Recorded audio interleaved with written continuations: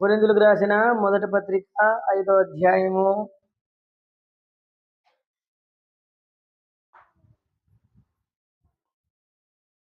7వ వచనం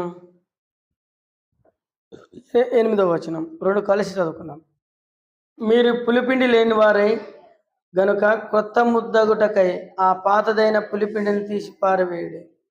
ఇంతే కాక క్రీస్తు అను మన పస్కా పశువు వధింపబడిన గనుక పాతదైనను పులిపిండితోనైనను దుర్మార్గతయు దుష్టత్వమును పులిపిండితోనైనను కాకుండా నిష్కపటిమును సత్యమును పులియని రొట్టెలతో పండగ ఆచరిద్దాము. ప్రభు సాయం కొరకు ప్రార్థన చేస్తాం.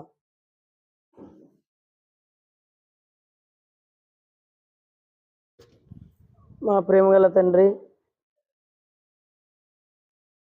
ఎవరు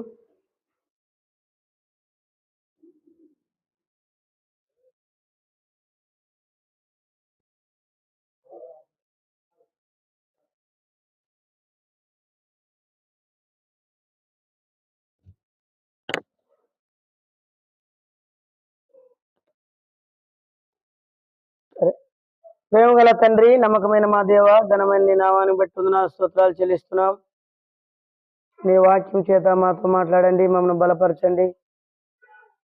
దైవ సన్నిధిలో మేము అనుభవించుటకు, నిన్ను సేవించుటకు, నేను ఎలాగ ఆరాధించాలో మాకు సహాయం చేయండి. నిలబడి మీ దాసుని ఆత్మతో నింపి పొట్టివాడిని మట్టివాడిని మీరే జ్ఞాపకం చేసుకోమని విరువమని వేడుకుంటూ అపాత్ర అయోగ్యుడిని నొప్పుకుంటూ మీ సహాయం దయచేయమని యేసుక్రీస్తు ప్రభునామంలో ప్రార్థించి వేడుకుంటున్నాం తండ్రి. ఒక పారిపోయారు, వాళ్ళు ఏమో అట్లనే నిలబడినారు. నాగరాజు కోసం వచ్చినారా ఎట్లా? మరి చూడండి అట్లా పోయి. నీ స్టూడెంటా? ఆ స్టూడెంట్స్తో తర్వాత మాట్లాడతానని చెప్పిరా. సరే కూర్చోండి, ఇంకా మీరు కూర్చోండి. మీరందరూ మీ పని అవసరం లేదా? రైట్. దేవుని వాక్యమును మనం చదువుకున్న భాగంలో ఏమని రాయబడింది? మీరు పులిపిండి లేని వారు గనుక క్రొత్త ముద్ద అవుటకై ఆ పాతదైన పులిపిండి తీసి పారవేయుడి. అంతేకాక క్రీస్తు అను మన పస్కా పశువు వధింపబడెను. ఈ భాగంలో దేవాది దేవుడు మనతో మాట్లాడి మనల్ని ఆశీర్వదించి వాక్యానుసారంగా ప్రభువుని మనం ఆరాధించుదుము గాక. ఈ భాగంలో ఒక అమూల్యమైనటువంటి మాట ఏమిటయ్యా? అమూల్యమైనటువంటి మాట అంటే, దేవుని ఆరాధించడానికి వచ్చిన ప్రతి బిడ్డ కూడా అది పండగ. ఏంది ఆ పండగ అంటే, నువ్వు రక్షించబడిన దినాన్ని గుర్తు చేసుకుంటూ ప్రభువుని ఆరాధించడమే పండగ. పండగ అంటే మరలా మీరు పండగలు చేసుకోవాలనుకున్నారు, ఆ పండగలు కాదు. ప్రభువుని ఆరాధించేటువంటిది పండుగ. అంటే ఎలాంటి ఆరాధన అంటే ఎలాంటిది అంటే, పులిపిండి పాత జీవితం లేని వారు ప్రభువుని ఆరాధించాలి. పులిపిండి పాత జీవితం లేనివారు. మనం ఈ లోకంలో అన్నీ కొత్తవే కావాలని ఇష్టపడతాం కదా. అన్నీ కొత్తవే కావాలనుకుంటాం. మనం నకిలీ అయినా మనం తీసుకునే ప్రతి వస్తువు కూడా ఎట్లుండాలనుకుంటాం? కొత్తగానే ఉండాలి. పాత మిగిలిన అన్నం కూడా తినం, పాతదాన్ని కొంతమంది వేడి అప్పుడప్పుడు తింటారు. ఉన్న పండ్లలో ఊసికొట్టుకుంటారు. పండ్లు ఊసిపోవడానికి అదే కారణం. మన తాతల అవ్వలు సల్లది తిని ఇప్పటికి ఒక పండు ఊడిపోలేని వాళ్ళు ఉన్నారు. మా జేజికి ఇప్పటికి ఒక పండు ఊడిపోలేని 110 సంవత్సరాలు. అంటే ఎలా చెప్పగలుగుతున్నాం వాళ్ళ గురించి అంటే, దేవుని వాక్యంలో రాయబడింది. మనమే లోకంగా ఆలోచించినప్పుడు పాతదైనటువంటి దాన్ని ఏది ఇష్టపడం, దేవుడు కూడా అదే కోరుకుంటాడు. పాత జీవితం, దుర్మార్గత, అసూయ, చెడుతనం ఇవన్నీ కూడా లేని వారమై పసకా పశువైనటువంటి యేసు ప్రభువారు మన కోసం ఏమైనాడు? బలి అయినాడు. పసక అనేటువంటి పదము మనం నిర్గమకాండం 12వ అధ్యాయంలో చూస్తాం. అక్కడ ఏం రాయబడింది అని చూస్తే ఒక మాట రాయబడింది. ఆ 2 వచనాలు చదివి మనం వాక్యంలోనికి వెళ్దాం రండి. నిర్గమకాండం 12వ అధ్యాయం 6-7 వచనాలు. నిర్గమకాండం 12వ అధ్యాయము 6-7 వచనాలు. నిర్దోషమైన 7 మగ పిల్లను తీసుకొనవలెను, గొర్రెల్లో నుండి అయినను మేకల నుండి అయినను దానిని తీసుకొని వచ్చును. ఈ నెల 14వ దినం వరకు మీరు దాన్ని తర్వాత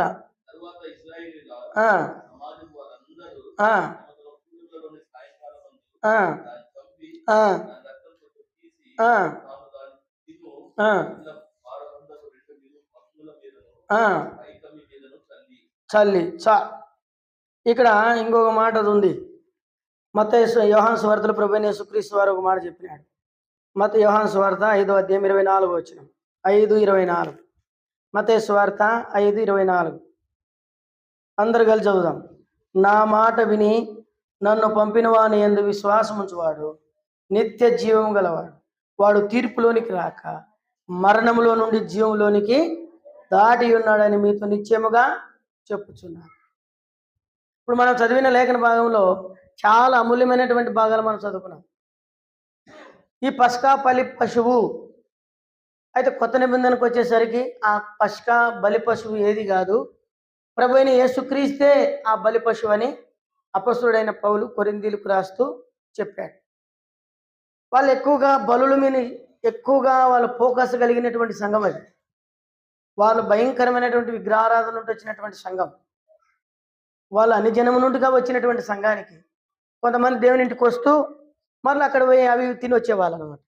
అందును బట్టి పౌలు హెచ్చరించినాడు, అది మీకు సరైనది కాదు అన్నాడు. 10వ అధ్యాయంలోకి వచ్చేసరికి దేవుని బలలోనిది దయ్యముల బలలోనిది మీరు చేయి వేయ నేరరు అన్నాడు. మనం దేవుని బిడ్డలం, నిజమైన దేవుని దగ్గరకు వచ్చినాం, ఒక ప్రత్యేకింపబడినటువంటి వారం. ఇప్పుడు దేవుని వాక్యంలో మనం వెళ్ళి చూస్తే బలి పశువు అయినటువంటి ఆ గొర్రె పిల్ల ఇశ్రాయేలు ప్రజలు 430 సంవత్సరాలు ఐగుప్తు దేశంలో ఉన్నారు. వింటున్నారా? ఎన్ని సంవత్సరాలు ఉన్నారు? 430 సంవత్సరాలు ఐగుప్తు దేశంలో ఉన్నారు. వాళ్ళు అక్కడ ఎందుకు పోయినారంటే వలసకు పోయినారు. వలసకి మనం చెప్తాం కదా, రానేట పోయినారా? రానేట పోయి అక్కడే స్థిరపడిపోయినారు. అక్కడే స్థిరపడమే కాదు, వాళ్ళు ఆ రాజుకు దాసులైపోయినారు. ఎన్ని సంవత్సరాలు అని అంటే 430. బాగా గుర్తుపెట్టుకోండి. ఒకవేళ మనం దేవుని నమ్మకుండా చనిపోయినా, మన పిల్లలు దేవుని నమ్ముకోకుండా ఇదైపోయినారు అనుకున్నా, మన తదనంతరం మన వంశమును వారి పిల్లల తదనంతరం దేవుడు దర్శిస్తాడు. దేవుడు ఎవరు విడిచిపెట్టాడు? నీతిమంతుల పిల్లల్ని దేవుడు ఎప్పుడు విడిచిపెట్టాడు. యోహానన్న బాధపడుతుంటాడు, నా పిల్లలు ఎప్పుడు దర్శింపడతారని. కానీ ఒక సమయం దేవుడు ఇస్తాడు. మన మొర వ్యర్థం కాదు. అబ్రహాం యొక్క మొర కూడా అదే, ఏడ్చాడు. అయితే దేవుడు ఏమన్నాడంటే, నువ్వు కొంచెం తప్పు చేసినావు. బలి అర్పించేటప్పుడు బలి అర్పించే ఆరాధన చేసే వ్యక్తి మెలకుతూ ఉండాలి. వచ్చి కుర్చీలో కూర్చొని నిద్రపోయేది కాదు. ఆయన నిద్రపోయడం ద్వారా వచ్చిన శాపం ఏంటంటే, నీ పిల్లలు 430 సంవత్సరాలు ఏమవుతారు? తమది కాని దేశమందు దాసులై ఉంటారు. దేవుడు ఎంత కరుణామూర్తి అంటే, మరలను వాళ్ళ జనంలోనే ఒకరిని పుట్టించి మోషేని తయారు చేసి, మోషేని మరలా ఆయన ఏమనుకున్నాడంటే, దేవుడు నా కొరకు చెప్పినాడు కదా, అందుకనే నేను మా అమ్మ నీళ్ళల్లో బారేసి వంకలో బారేసినా కూడా కొట్టకపోయినా కూడా నేనేం కాలే, చచ్చిపోలే, నాకు ఏదో ఉంది లోకంలో అనుకున్నాడు. పాపం తల్లి మరల వచ్చింది. తల్లి జీతం తీసుకునేది పాలిచ్చి పెంచేదానికి. అది కూడా ఒక అద్భుతమే. తల్లికి దేవుడు ఏం చేసినాడు తెలుసా? పాలియడానికి ఆయమ్మ చెప్పింది. ఫరో కుమార్తె ఏం చెప్పిందంటే, ఎవరైనా సన్నపిల్ల తల్లి ఉంటే తీసుకొని రండి, పాలుడు నా కొరకు పెంచుకుంటాను, నా దేవతే ఈయన్ని ఇచ్చినది నాకని చెప్పి మోషే అని పేరు పెట్టింది. ఏం పేరు పెట్టింది? మోషే. మోషే అంటే నీళ్ళలో నుండి తీయబడిన వాడని అర్థం. మోషకేం పేరు మార్చలే, ఒకటే పేరే. ఏం పేరు? మోషే. మోషే అంటే నీళ్ళలో నుండి తీయబడిన వాడు. తల్లి పెట్టుకున్నట్టు, పెంపుడు తల్లి పెట్టుకున్న పేరు. అయితే సొంత తల్లే పాలించి పెంచింది. చూడండి, మళ్ళీ జీతం ఇచ్చినాడు దేవుడు ఆయనకు. ఇంత అద్భుతం జరిగిన తర్వాత ఏం చెప్పింటారు వాళ్ళు? సమన్వయం, వరే నాయన నువ్వు ఎప్పుడు నీళ్ళు చచ్చిపోయేడురా, నువ్వు దేవుని పని కొరకు యోగ్యుడు రా అని చెప్పారు. అప్పుడు మోషే ఏం చేసినాడంటే, మోషే పెద్దవాడైనప్పుడు ఎప్పుడన్నా కానీ గుర్తుపెట్టుకోండి, దేవుడు మనం రక్షించిన తర్వాత నేను గొప్ప, నేను పెద్ద నన్ననే అనుకోకూడదంట. ఆయన ఎప్పుడైతే నేను పెద్దవాడు అనుకున్నాడో వెంటనే ఒకరిని చంపాల్సి వచ్చింది. ఏం చేసినాడు? వెంటనే ఒకరిని ఒక్క సమస్య తీర్చలేకపోయినాడు. ఇద్దరు అన్నదమ్ములు కొట్లాడుతుంటే, పరాయేలు వాళ్ళు కొట్లాడుతుంటే, ఆయన అధికారంలో ఉన్నటువంటి వ్యక్తి, రాజు కుమారుని తర్వాత కుమారుడు, రాజు తర్వాత ఇంకా రాజేయంగా ఆయన ఒక్క సమస్య తీర్చలేకపోయినాడు. పోయి ఒకరిని చంపి పాతి పెట్టేసినాడు. దాని వలన ఇది నీకు ట్రైనింగ్ కాదు, ఇది నీకు ట్రైనింగు కాదు. నీ విద్య పనిచేయదు. దేవుని దగ్గర బాగా గుర్తుపెట్టుకోండి. నీ పిహెచ్డీలు, నీ నీ డిగ్రీలు దేవుని దగ్గర ఏది పనిచేయదు. మోషే గురించి రాయబడింది, సకల విద్యలలో ప్రవీణుడు ఎవరు? మోషే. సకల విద్య, ఆ దినాల్లో ఉన్న ఏం విద్య ఉందో అన్ని కర్రస్వామి, ఈ స్వామి, ఆ స్వామి, గుండు ఎత్తడం, అన్ని చేయడం, ఇది చేయడం, అన్నిటిలో బల్లెముతో వేయడం కానీ, గుర్రం మీద వెళ్ళడం కానీ, యుద్ధంలో వీరుడు కానీ, అన్నిట్లో ఏముంటుంది? ప్రవీణత ఉంది. ఎవరికి? మోషేకుంది. అయితే అవన్నీ దాన్ని బట్టి దేవుని పని జరగాలి. అప్పుడు దేవుడు ఏమన్నాడంటే, నువ్వు నాకు యోగ్యుడు కాదు, వెళ్ళిపో అని చెప్పి, మరి ప్రభువా నేను ఇంత విద్య చేసినాను, ఆ దినాల్లోనే అంత విద్యావంతుడు అంటే చిన్న విషయం కాదు ఇది. ఎన్ని సంవత్సరాల కిందట? 4000 సంవత్సరాల కిందట విద్యావంతుడు, గొప్ప విద్యావంతుడు, సకల విద్యలో ప్రవీణత కలిగిన వ్యక్తిని దేవుడు ఏమన్నాడంటే, నీ విద్య ద్వారా కానీ, నీ జ్ఞానం ద్వారా కానీ నా ఆత్మ పని చేయదు, దేవుని శక్తితో మాత్రమే పనిచేస్తాడు. అప్పుడు దేవుడు అన్నాడు, పో, ఏం చేయాల నువ్వు? 40 సంవత్సరాలు గొర్రెలు మేపండి. ఏది ప్రభా, నేనేంది, నా పిహెచ్డీ ఏంది, నేను గొర్రెలు కాయడమా అనాలా? మనమైతే అంటాం కదా, నేనంటే ఏమనుకుంటావన్నా, నా గురించి ఊర్లాడుకో చెప్తారా అంటాం మనం. అప్పుడు చెప్తారులే, ఇప్పుడు కథ చెప్పు కదా. నన్ను గురించి ఊర్లో అడుగుపోండి, ఆడుకోండి, ఈడు ఆడుకోండి, చాలాసార్లు అట్లా అంటాం మనం. కానీ మానవుని యొక్క జీవితం ఏంటంటే, ఈగో తగ్గించుకోవడానికి ఇష్టపడదు. అది ఎంతనా చంపండి, అది మాత్రం చూపించుకునేదానికి తొంగి తొంగి చూస్తుంది. అందుకనే మోషేని దేవుడు ఏం చేసినాడంటే, 40 సంవత్సరాలు గొర్రెల కాడ రాత్రి నిద్రలే, పొద్దున ఇల్లులే, ఏమిలే, వానకు నానాల్సిందే, చలికి ఉండాల్సిందే. 40 ఏళ్ళు అయిన తర్వాత ఎన్ని ఏళ్ళు వచ్చినాయి? అప్పుడు యోహాను తాత ఎన్ని వచ్చినాయి? 80 సంవత్సరాలు. అప్పుడు ఏం రావాలి 80 ఏళ్ళకి? షుగర్ రావాలా, బీపీ రావాలా, కూర్చుంటే లేలేరు, లేస్తే కూర్చోలేరు. అప్పుడు వచ్చి ఏమన్నాడంటే, తగ్గిందే అన్నాడు. వచ్చి ఏమన్నాడు? తగ్గిందా కదా. మనం ఎప్పుడు తగ్గేది? ఇక్కడో పైపు అక్కడో పైపు పెట్టినప్పుడే తగ్గేది, అంతవరకు తగ్గం. తగ్గిందంటే అప్పుడు అన్నాడు, నేను మాట మందేం గలవాని ప్రభువా, నాకు శాత కాదు నాయన. నీ చేతిలో ఏముందంటే కర్ర ఉంది నాయన. గొర్రెలు అది ఒట్టి కర్ర, పనికిరాని కర్ర, పొయ్యిలో పెడితే కాలిపోయేటువంటి కర్ర. ఆ కర్ర చాలిపోతే అంతనే పని చేస్తున్నాను. పోదాంరా, ఇప్పుడు నేను తీసుకొని పోతానంటే అప్పుడు వస్తే, ఒకప్పుడు పారిపోయినోడు అన్ని కోల్పోయినాడు, విద్య గిద్య సమస్తం జ్ఞానం అంతా పోయింది, ముసలోడైంటి వచ్చినాడు. ఇప్పుడు ఏం చేసినాడంటే, దేవుని ప్రజల పక్షంగా బోధకుడుగా వచ్చాడు. చూసినారా? బోధకుడుగా వచ్చాడు. ఇప్పుడు ఈయన ఏం చేసినాడంటే, వాళ్ళు అప్పటికి 10 రకాలమైనటువంటి దేవతలు ఆరాధిస్తున్నారు. ఎన్ని రకాలు? 10 తెగులు పుట్టిందుకు కాదు, అది ఒక్కొక్క తెగులుకి ఒక్కొక్క దేవత అని పేరు పెట్టుకున్నారు. అందుకనే 10 రకాలమైనటువంటి తెగులు. ఈగ అనేటువంటి ఈగ ఉంటుంది కదా, ఈగ లాంటి ఆకారం కలిగినటువంటి దేవతను ఆరాధించేవాళ్ళు. అప్పుడు దేవుడు ఏం చేసినాడంటే, అట్లనా సరేలే అని చెప్పి మొత్తం పొద్దుబడి చిలకలు ఈగలే, కుండ తెరిస్తే ఈగలే, నీళ్ళు తాగితే ఈగలే, ఏమిట్లో పన్నా ఈగే. అప్పుడు ఏమొస్తుంది? ఇసుకుపోతారు. యక అనేటువంటి దేవత కప్ప ఆకారంలో ఉంటుంది. కప్పను మనం వానలు రాకుండా యాప చెట్టు కట్టుకొని తిరిగిళ్ళరా అట, వాళ్ళు కూడా కప్పను పెట్టుకొని. అందుకని ఏం కురిపించినాడు? కప్పల వర్షం కురిపించినాడు. వాళ్ళ దేవతలు యందు అసూయ కలిగించినాడు. అయితే ఆయన చేసిన అద్భుతాలు ముందు అవి చేయలేకపోయినాయి. ఆయన సృష్టికర్త కదా, దేవుడు కదా. అయితే వీటన్నిటి ద్వారా, అద్భుతాల ద్వారా దేవుడు వాళ్ళని రక్షణలోకి తేలే, అది గుర్తుపెట్టుకోండి. దాని ద్వారా రక్షణలోకి తేలే. మరి దేవుడు రక్షణలోకి తేవడానికి కారణం ఏంటంటే, గొర్రెపిల్ల వధించబడింది. లాస్ట్ ఏం చేసినాడంటే పసక బలి పశువు. ఆ బలి పశువు ఏంది? ఒక పొట్టేలు తీసుకొని వచ్చారు. ఆ పొట్టేల్ని చంపి దాని రక్తాన్ని ఒక పాత్రలో పోసి, ఆ పోసినటువంటి ఆ రక్తాన్ని ఈసోపు అనేటువంటి ఒక గడ్డి పరకతో ఇంటి ద్వారం అంటే తలుపుల పైన కానీ గుమ్మాల పైన కానీ పూసుకున్నారు. ఏం కారణం అంటే దేవుడు వస్తూ వస్తూ సంహారకుని ఎంట పెట్టుకొని వచ్చినాడు. దేని కొరకు? సంహరించడానికి. దేని సంహరించడానికి? దేవుని మాట యెహోవా ఎవడు, యెహోవా నేను ఎరగను అనేటువంటి గర్విస్తుంది అనసడానికి వస్తూ వస్తూ సంహారకుడిని దూతని ఎంట పెట్టుకొని వచ్చినాడు. వచ్చి ఇడిచినాడు. ప్రతి ఇంట్లో తొలుసులు కొడుకు, తొలుసులు బిడ్డ, రాజు సింహాసనం మీద కూర్చున్నాను మొదలుకొని జైల్లో ఉన్నటువంటి ఖైదీ వరకు, దాసుని వరకు అందరూ చచ్చిపోయినారు.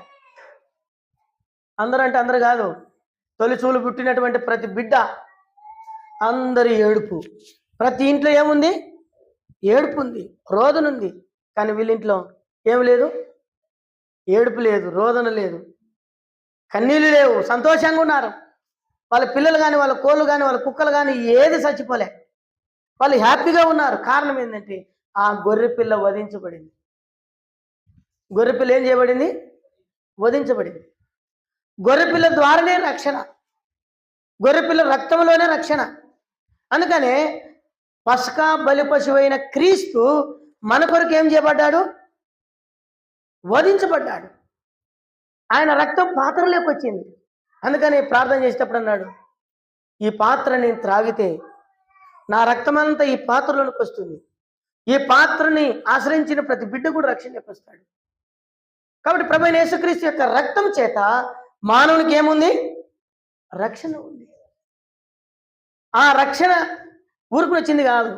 అప్పుడు రాత్రి పిలిచినాడంట రాజు. పిలిచి మోషే అహరోనులు పిలిచి, ఇంకా చాలు, మీ దేవుని మేము శోధించడం చాలైంది, ఈ రాత్రే మీరు మా ఊరు విడిచిపోండి అన్నాడు. ఈ రాత్రే మమ్మల్ని విడిచి వెళ్ళిపోండి, ఈడుంటే మాకు మరణమే కానీ శాపము, మాకు మరణమే కానీ మాకు సంతోషం ఉండదు, దయచేసి మీరు వెళ్ళిపోండి అంటే రాత్రి 2 గంటలప్పుడు బయలుదేరినారు. ఎప్పుడు? రాత్రి 2 గంటలప్పుడు అందరూ పిండి నానబెట్టుకున్నారు ఉదయానికి రొట్టెలకి. ఆ పిండి కూడా గంట కట్టుకొని, అది పులుపుకు ముందే గంట కట్టుకొని పొయ్యిరాలు విరుక్కొని రాత్రి గాడిదలకి గుర్రాలకి వేసుకొని సంతోషంగా బయటకు వచ్చినారు. అప్పుడు చెప్పినాడు దేవుడు, మీరు ఈ దినం ఫరో యొక్క దాసత్వం నుండి నేను మిమ్మల్ని విడిపించినాను, మీరు మరణం పొందేంత వరకు ఈ దినాన్ని ఎన్నడూ మర్చిపోద్దండి అన్నాడు.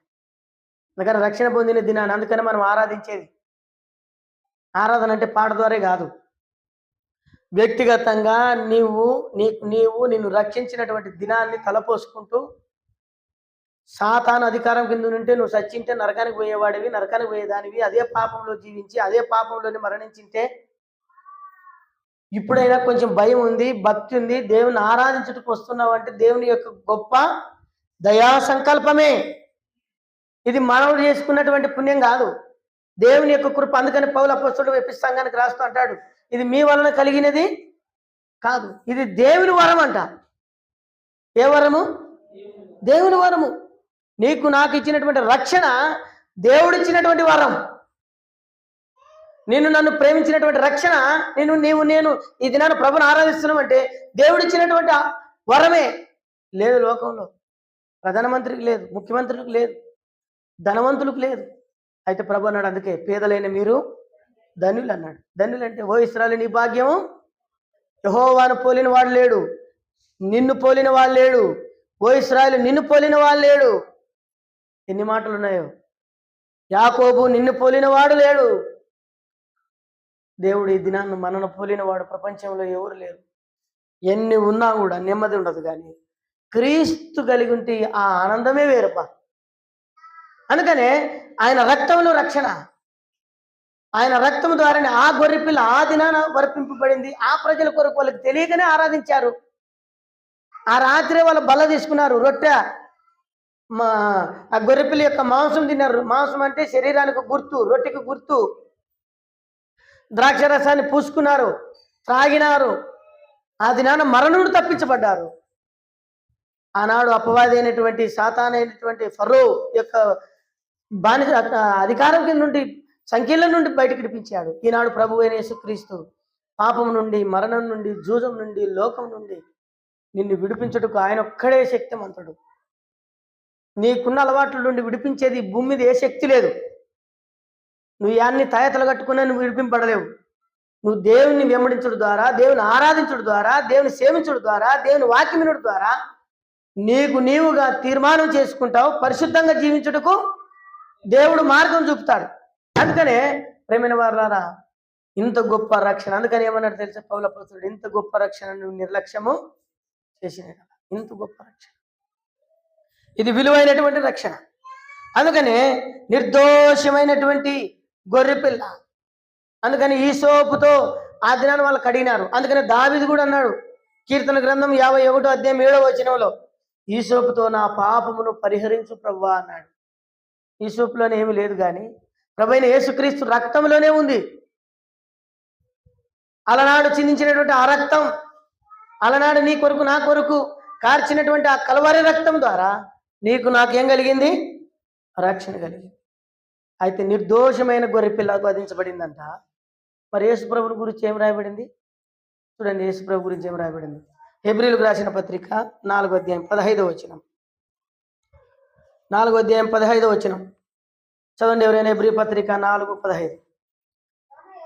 మన ప్రధాన యాజకుడు మన బలహీనత యందు మనతో సహానుభవము లేనివాడు కాడు గాని.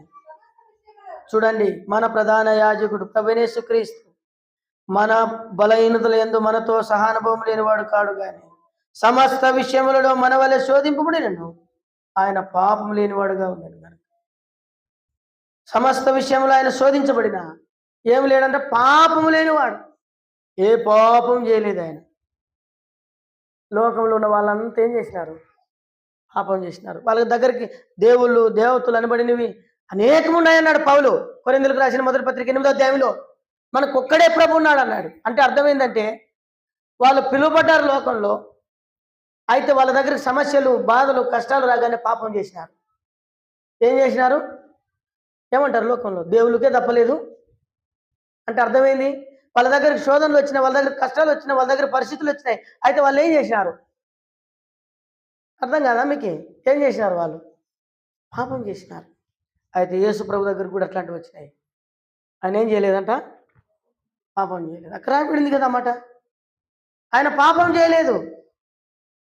ఆయన పరిశుద్ధుడైన దేవుడు, ప్రత్యేకముగా ఉన్నవాడు. ఆయన జీవించిన కాలం 33.5 సంవత్సరాల జీవితంలో ఆయన మాటలో కానీ, ఆయన ప్రవర్తనలో కానీ ఎక్కడే కానీ పాపము లేదు. ఆయన పుట్టుకలో కూడా పాపము లేదు. ఆయన పరిశుద్ధుడైన దేవుడు. నేను పరిశుద్ధుడు కనుక మీరును పరిశుద్ధులైనని ఆరాధించండి అన్నాడు. అందుకనే యోహాను సువార్త 8:46 వచనంలో యేసు ప్రభు అన్నాడు, నా యందు పాపం ఉన్నదని ఎవడైనా స్థాపించగలడా అని సవాల్ వేశాడు ప్రపంచానికి. ఈనాటికి కూడా చాలా మంది అదే ప్రయత్నం చేసిన యేసు ప్రభు ఒక పాపి అని చెప్పాలని చెప్పి రకరకాలుగా చెప్తానే ఉన్నారు. కానీ అది సరిపోవడంలే. ఆయన సవాలు చేశాడు. పాపం లేని యోగి ఆయన, ఏ పాపము ఎరగనటువంటి వాడు, పరిశుద్ధుడైనటువంటి వాడు, నిర్దోషమైనటువంటి గొర్రెపిల్ల. అందుకని యోహాను అన్నాడు, ఏమన్నాడు? లోక పాపములు మోసుకొని పోచున్న దేవుని గొర్రెపిల్ల. ఆనాడు ఉన్నటువంటి ఆ ప్రజలు ఆ గొర్రెపిల్ల ద్వారా మరణములో నుండి తప్పించబడ్డారు. యేసు ప్రభువు యోహాను సువార్త 5వ అధ్యాయం 24వ వచనంలో అన్నాడు, నా యందు అన్నాడు. ఏమన్నాడు తెలుసా? నన్ను పంపిన వాని యందు, నా మాట విని నన్ను పంపిన వాని యందు విశ్వాసముంచువాడు నిత్య జీవము గలవాడు. వాడు తీర్పులోనికి రాక మరణములో నుండి దాటినాడు. ఎక్కడి నుండి దాటినాడంట? ఇప్పుడు నీవు నేను ఎక్కడి నుండి దాటినాం? నా మాట విని నన్ను పంపిన వాని యందు విశ్వాసముంచువాడు ఎక్కడి నుండి అంట? మరణంలో నుండి జీవంలోని దాటినాం. మరణంలో నుండి ఎక్కడికి బయటకు వచ్చినాం? జీవంలోనికి వచ్చినాం. పాపపు మరణం మనల్ని లేలకుండా, పాపం వల్ల వచ్చే జీతం మరణం. అయితే ప్రభు అయిన యేసుక్రీస్తు ద్వారా మాత్రమే ఏమొస్తుంది? నిత్య జీవం. మరణం నుండి బయటకు వచ్చాడు. ఆ ప్రజలు ఆ దినాన్ని బయటకు వచ్చినట్టుగా ఈనాడు నీవు నేను బయటకు వచ్చినాం. ఆయన మాట నందు విశ్వాసముంచడం ద్వారా, ఆయన యందు విశ్వాసముంచడం ద్వారా మరణంలో నుండి జీవంలోనికి దాటేసినాం. ఇది నిర్దోషమైన గొర్రెపిల్ల యేసుప్రభు, పాపం లేని గొర్రెపిల్ల యేసుప్రభువే. ఆయన యందు పాపం ఉన్నదని ఏ మనుషుడు కూడా చెప్పలేకపోయినాడు. ఆయన రక్తము చేత. చూడండి, ఎబ్రీ పత్రిక 1 ఇంకా ఆయన గురించి రాయబడింది 9వ వచనం. ఎబ్రీ 1:9.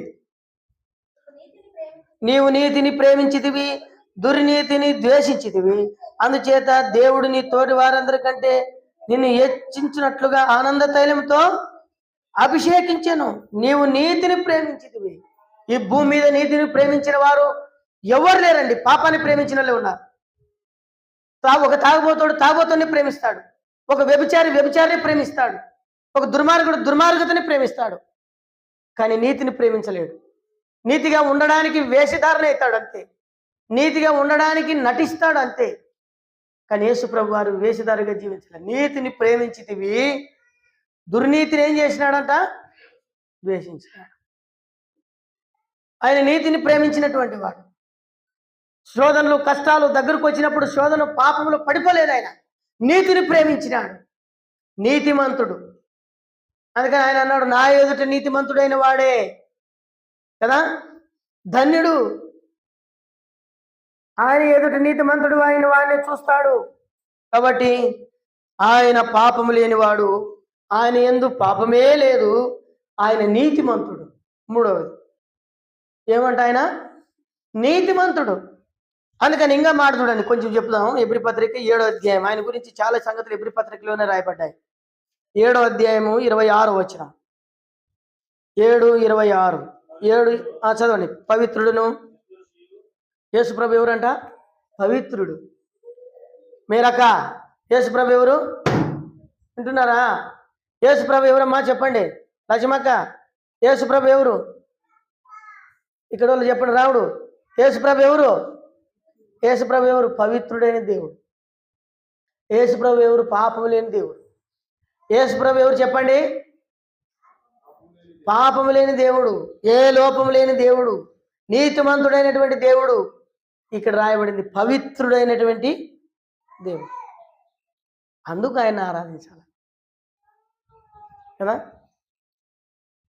మీకు ఇక్కడ ఒక ఉపమానం చెప్తా, అందరూ వినండి. పవిత్రుడు అనే మాటను ఎందుకు నేను ఇక్కడ చెప్పాల్సి వస్తుందో ఒక పదాన్ని చెప్తా. ఓసారి ఉదాహరణ చెప్తా, లోకంలో ఉన్న దాని గురించి చెప్తా. ఒక దేవుడు, లోకంలో పిలుచుకునేటువంటి దేవుడు, దేవత ఇద్దరు కలిసి శ్రీశైలం మీద పోతా ఉన్నారు. ఏమిడు పోతా ఉన్నారు? ఏం పోతా ఉన్నారు? వాడు చెప్పినాడు, నేను బస్సులో పోతుంటే చెప్పినాడు వాళ్ళు పూజారి దాని గురించి. అది సందర్భం వచ్చింది కాబట్టి చెప్తాడ. మైకులో చెప్తే మంచిది కాదు, అందుకు దాన్ని బంద్ చేసి చెప్తాడ. పోతా ఉంటే శ్రీశైలం మీద పోతా ఉన్నాడు. అప్పుడు ఈ దేవత అడుగుతుందన్నమాట ఈ దేవుణ్ణి. ఏమని అడుగుతుందంటే, అయ్యా ఇంతమంది కర్ణాటక నుండి లక్షలు వస్తాడారే, అంత రోడ్డు పట్టుకొని వస్తాడారే, ఇంతగా వీళ్ళలో పరిశుద్ధత ఉందా, పవిత్రత ఉందా అని అడిగింది. అడిగితే ఈయన అంటాడు, వాళ్ళలానే ఏముందే, నిన్ను బట్టి నాకే లేదు అన్నాడు. ఏమన్నాడు? వాళ్ళలానే ఉందే లేదా పక్కన పెట్టు, నిన్ను బట్టి నాకేం లేదు, పవిత్రత లేదు, పరిశుద్ధత లేదు, నీతి లేదు. చూడు, అంటే వాళ్ళు ఏం ఆరాధిస్తున్నారు? వాళ్ళు చెప్పండి, ఏం ఆరాధిస్తున్నారు? కాదబ్బా, పవిత్రత లేని దాన్ని. మన దేవుడు ఎవరు? పరిశుద్ధుడు, పవిత్రుడు, నిర్దోషి అంట కదా. అక్కడ రాయబడింది ఎవరంట? నిర్దోషియు నిష్కలంషుడు అంట. ఏ కలంషము లేదు ఆయనలో, ఎక్కడ మచ్చ కానీ డాగు కానీ ఏమి లేదు, నిర్దోషి. ఎవరినంటాం నిర్దోషి? లోకంలో ఉన్న వాళ్ళ గురించి ఎవరైనా గురించి చెప్తావా? పాపము ఆ అమ్మన చచ్చిపోయిందిలే, భర్త చాలా ఉత్తముడు చూడబ్బా, నిర్దోషి అయినా మంచి చూడబ్బా అని చెప్తాం మనం. ఆయన చనిపోయినా చనిపోయినా కై మాత్రం ఒరిజినల్ ఎవరిని బట్టి? దేని బట్టి? సాక్ష్యం బట్టి. యేసు ప్రభు సాక్ష్యం గురించినప్పుడు ఆయన పవిత్రుడు, తర్వాత నిర్దోషి, నిష్కలంషుడు అంటే అర్థమేంది? ఏ కలంశం, ఏ డాగు, ఏ మచ్చ ఆయనలో లేదు. తర్వాత పాపులలో చేరలేదంట. గుర్తుపెట్టుకోండి, పాపుల్లో చేరలేదంటే అర్థమైంది? ఈ దేవతలు దేవులు అనబడిన వాళ్ళ పాపులలో ఆయన చేరక, ఇప్పుడు చెప్పండి, ప్రత్యేకముగా ఉన్నవాడు ఆయనే దేవుడు. ఆయనే దేవుడు, పరిశుద్ధుడైన దేవుడు. అందుకని పవిత్రుడు, నిర్దోషి, నిష్కలంషుడు, పాపుల్లో చేరక ప్రత్యేకంగా ఉన్నవాడు, ఆకాశ మండలము కంటే మిక్కిలి హెచ్చైన వాడు. ఆయన కంటే హెచ్చింపబడిన వాళ్ళు ఎవరు లేరు భూమి మీద. ఆయన పవిత్రుడు, పరిశుద్ధుడు, నిర్దోషి, నిష్కలంషుడు అయినప్పటికీ ఆకాశ మండలము కంటే హెచ్చైనటువంటి వాడు. తండ్రి కుడిపార్శ్వమున ఆయన ఒక్కడే కూర్చున్నాడు. ఎవరికి లేదా భాగ్యం? అందుకని ఫిలిప్పీ పత్రికలో ఆయన రాశాడు, తండ్రితో కూడా విడిచిపెట్టని కూడా భాగ్యమని ఎంచుకొనక మనుషుల పోలికగా పుట్టాడు. మనకు ఎన్నో శోధనలు, కష్టాలు, ఇరుకులు, ఇబ్బందులు వచ్చినప్పుడు పడిపోతాం, జారిపోతాం, తప్పిపోతాం. మనుషులు కదా అనుకుంటాం, అంత పరిశుద్ధంగా ఉండలేమేమో అనుకుంటాం.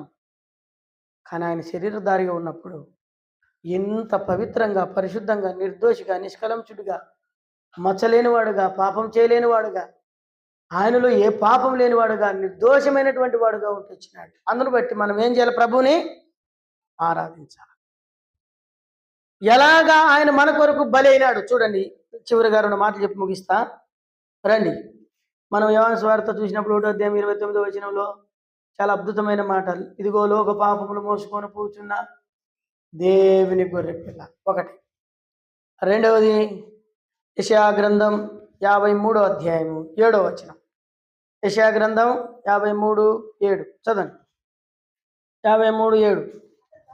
అతడు దౌర్జన్యము నొందెను, బాధింపబడినను అతడు నోరు తెరవలేదంట. ప్రియులారా వినండి, ఎలాగ నిర్దోషి ఆయన. ఇంత చక్కగా చక్కని మాటలు, ఎంత దైవికమైన మాటలు, ఎంత విలువైనటువంటి మాటలు. అందుకని ఎన్నోసార్లు మనం ఈ భాగాన్ని చదివినాం. అయితే ఇప్పుడు ప్రభువైన దేవుడు మనతో మరలా మాట్లాడుతున్నాడు. అతడు దౌర్జన్యము నొందెను, బాధింపబడిన అతడు నోరు తెరవలేదు. వదకు తేబడిన గొర్రెపిల్ల బొచ్చు కత్తిరించువాని ఎదుట గొర్రెపిల్ల మౌనంగా ఉండునట్లు అతడు నోరు తెరవలేదు. అన్యాయపు తీర్పు నందుటికి అతడు కొనుక్కోబడిను. అతడు తన జనుల నా జనుల అతిక్రమను బట్టి మొత్తబడిను. ఇక్కడ బొచ్చు కత్తిరించువాని ఎదురు గొర్రె పిల్లల గురించి పదే పదే మాట్లాడాడు. గొర్రె పిల్లని చూసినప్పుడు మేక వేరే, గొర్రె వేరే, గొర్రె పిల్ల వేరే. గొర్రె పిల్లని చూసినప్పుడు అది పోతా ఉంటే ఇచ్చిన అదేం చేస్తుంది? ముందుకు పోతుంది. బొచ్చు కత్తిరించేటప్పుడు ఎట్లుంటుంది? తల మౌనంగానే ఉంటుంది, ఏం అరవదు కదా. దెబ్బలు కొట్టినా మౌనంగా ఉంటుంది. అందుకనే ఇక్కడ రాయబడినటువంటి ఈ మాటలు, వదకు తేయబడిన గొర్రె పిల్ల. మన వాళ్ళు ఏమనుకుంటారంటే, మంగళవారం నాడు తీసుకొని పోయి నీళ్ళు నెత్తి మీద చల్లి, చెప్పుమ్మా చెప్పు, మేమంటే ఇష్టమేనా చెప్పు అంటే, అది నీళ్ళు కొట్టినక్కడ చెవులు ఇటు కొడితే ఇష్టమా అనింది. ఇంకా సంపండి దాని కదా. అది కాదు. ఆ గొర్రెపిల్ల ఎప్పుడో వధించబడింది. ఆ గొర్రెపిల్లే ప్రభు అయినా. అవన్నీ యేసు ప్రభు వారికి సూచన. తెలియదు, అజ్ఞానంలో ఉన్నారు. అందుకని పౌలు అన్నాడు, నేను అజ్ఞానంలో ఉంటిని, నేను చీకట్లో ఉంటిని, అవివేకంగా జీవించుతుని కదా. తెలియక నేను ఏమిటంట, తెలియక అజ్ఞానంలో జీవిస్తుంది. అయితే ప్రభు నన్ను కనికరించినాడు. ప్రభు నన్ను ఏం చేసినాడు? ఇప్పుడు దేవుడు నీకు అన్ని చూపించినాడు. వదకు తేయబడింది గొర్రెపిల్ల. వదకు తేయబడినటువంటి ఈ గొర్రెపిల్ల ఏం చేయబడిందంట? బాధించబడినను అతడు నోరు తెరవలే. తర్వాత బొచ్చు కత్తిరించవని ఎదుట మౌనంగా ఉన్నట్లు అతడు నోరు తెరవలే. అన్యాయమైన తీర్పు భూలోకంలోనంట ఆయనకు జరిగినంత అన్యాయం ప్రపంచంలో ఎవరికి జరగలేదంట. రాజులు ఎదుటి నిలవన్నప్పుడు కూడా ఏమన్నాడు తెలుసా? నువ్వు నీతిమంతుడువా అంటే ఏమన్నాడు? నువ్వు అన్నట్టునే సత్యమును గురించి సాక్ష్యం ఇచ్చుటకు వచ్చి తిని నేను నీతిమంతుడు అని చెప్పాడు ఆయన. కాబట్టి అంత పరిశుద్ధుడైనటువంటి ఆ గొర్రెపిల్ల అలనాడు ఉన్నటువంటి ఇశ్రాయేలు ప్రజల కొరకు ఆ గొర్రెపిల్ల వధించబడితే దాని రక్తాన్ని తీసుకొని ఇంటి గుమ్మం మీద రాసుకుంటే ఆనాడు వాళ్ళకు మరణం తప్పింది. వాళ్ళు రాత్రి బయటకు వచ్చినారు. ఆ పసకా పండగను ఎప్పుడు మీరు మర్చిపోద్దండి అని వాళ్ళకి చెప్పాడు. మన పసకా పండగ గొల్గొతా కొండ పైన ఏమైనాడు? బలి అయినాడు. ఆ రక్తం చేత నిన్ను నన్ను రక్షించినాడు. ఆయన నిర్దోషమైన రక్తం. ఇప్పుడు ఆయన రొట్టెను, ద్రాక్షరసమును, ఆయన శరీరమును, ఆయన రక్తానికి గుర్తున్న దాన్ని త్రాగుట కొరకు మనం వచ్చాం. త్రాగే ముందు ఏమని చేయాలా? ప్రభా నువ్వు నిర్దోషివి, ప్రభా నువ్వు పరిశుద్ధుడివి, ప్రభా నేను పాపిగా ఉన్నప్పుడు మరణంలో నుండి నీ మాట వినుట ద్వారా మరణంలో నుండి జీవంలోనికి నన్ను దాటించినావు. అందును బట్టి నీకు కృతజ్ఞతాస్తుతులు చెల్లిస్తున్నా. కానీ నేను యోగ్యుని కాదయ్యా. లోకంలో ఉండేది వేరే, మనం ఆరాధించే ఇది దేవుడు కోరుకునే ఆరాధన. ఆయన దేవదూతల యందు ఆరాధన ఇష్టపడడం లేదంట, మన ఆరాధన ఇష్టపడతాడు. అందుకనే దేవునికి ఆరాధన ఇరిగి నలిగిన హృదయంతో వచ్చేటువంటి ఆరాధన, భక్తితో వచ్చేటువంటి ఆరాధన, విశ్వాసంతో వచ్చేటువంటి ఆరాధన. ఆయన పరిశుద్ధుడు. అందుకని మన కొరకు ఆయన గొర్రె వలె ఆయన మౌనంగా ఉంటూ వచ్చినాడు, ఆయన ఓర్చుకుంటూ వచ్చినాడు. అందుకని కీర్తనలో రాస్తాడు కదా, నా ఏమన్నాడు చూడండి ఒక మాట, కీర్తన 22:14-16. నీళ్ళ వలె నేను పోయబడి తిని, చదవండి ఆ మాటలు. 22:14-16 వరకు చదవండి. నేను నీళ్ళ వలె పోయబడి ఉన్నాను, పారవేయబడి ఉన్నాను, నా ఎముకలన్నీ స్నానం తప్పిపోయినాయి. నీ కొరకు నా కొరకు ఎంత వేదన అనుభవించినాడో కదా, ఎంత వేదన అనుభవించినాడో, ఎంత బాధను అనుభవించినాడో. నేను నీళ్ళు వలే పోయబడి తిని. నీళ్లు కింద పోసిన తర్వాత ఎత్తుకుంటామా? ఎవరైనా నీళ్లు కింద పోసి ఎత్తుకోగలరా? నీళ్ళ వలె నేను పోయబడుతున్నాడు ఆయన. యేసు ప్రభు నీ కొరకు నా కొరకు నీళ్ళ వలె పోయబడ్డాడు. నా ఎముకలన్నీ ఏమైపోయినాయి? స్థానంలో తప్పిపోయినాయి. ఎముక కొంచెం పక్కకు వస్తే ఏమవుతుంది? నడుస్తామా? బాధ ఎట్టుంటుంది? ఆయన నీ కొరకు నా కొరకు అంతగా శ్రమ పొందాడు. ఇప్పుడు ఆయన కార్చిన ఆ శిలువలో కార్చిన ఆ రక్తమే నిన్ను నన్ను విమోచించింది, నీకు నాకు రక్షణ ఇచ్చింది. ఆ నిర్దోషమైన గొర్రెపిల్ల వధించబడింది. ఆ గొర్రెపిల్ల రక్తమే పాపం అనేటువంటి మరణం నుండి, త్రాగుడు అనేటువంటి మరణం నుండి, వ్యభిచారం అనేటువంటి మరణం నుండి, జూజం అనేటువంటి మరణం నుండి, పగ అనేటువంటి మరణం నుండి, మరణంలో నుండి జీవంలోనికి దాటించి ఇప్పుడు ఏం దొరికింది? ఆనందం, సంతోషం. అందును బట్టి మనం ఏం చేయాలి? ప్రభువుని దేవుడి వాక్యమును దీవించునుగాక. అందరూ లేచి